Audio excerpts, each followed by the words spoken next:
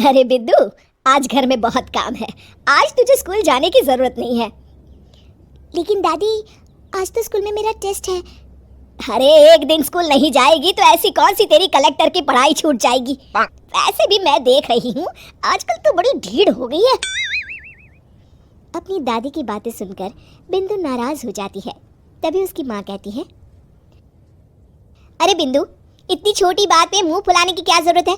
दादी बिल्कुल सही कह रही हैं। लड़कियों को तो घर के काम काज सीखना चाहिए।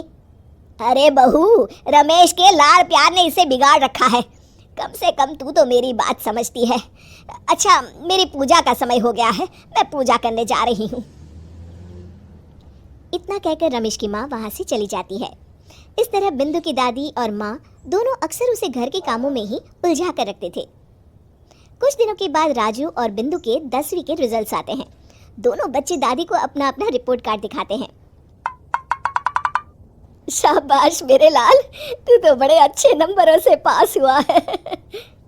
तभी बिंदु कहती है, दादी मैं भी अच्छे नंबरों से पास हुई हूँ।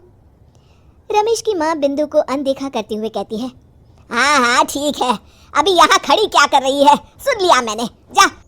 जाकर मेरे लिए चाय बना कर लिया। बिंदु उदास होकर चाय बनाने किचन में चली जाती है।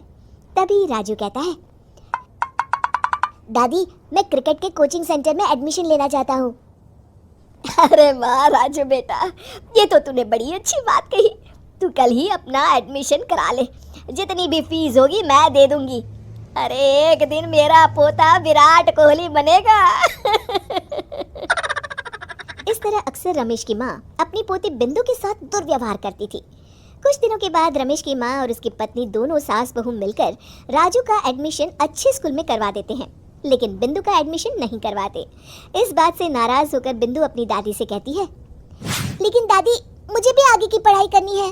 अरे क्या करेगी आगे की पढ़ाई लिखाई करके हैं? आज से ये पढ़ाई का भूत अपने दिमाग से उतार दे। इतना कहकर रमेश की माँ वहाँ से चली जाती है। उस दिन के बाद से बिंदु की पढ़ाई हमेशा के लिए छूट जाती है और उसकी दादी उससे घर के सारे काम करवाना शुरू कर देती है। इस तरह उसका सारा दिन घर के कामों में ही बीत जाता था। कुछ दिन बीत जाते हैं और एक दिन रमेश छुट्टियों पर घर आता है।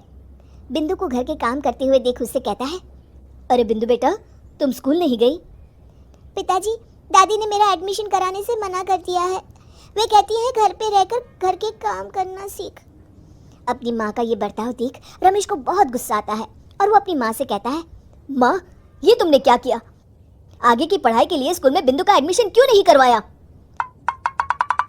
अरे बेटा, लड़की जात है, ज्यादा पढ़ लिख कर क्या करेगी? वैसे भी शादी के बाद तो इसे घर के ही काम करने हैं ना।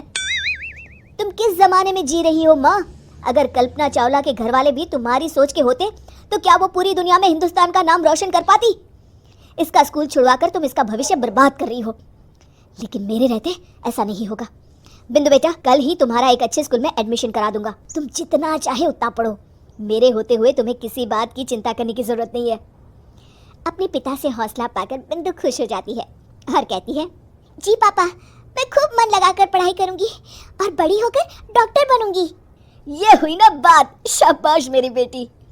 शिक्षा, लड़का हो या लड़की, हमें दोनों को आगे बढ़ने का मौका देना चाहिए।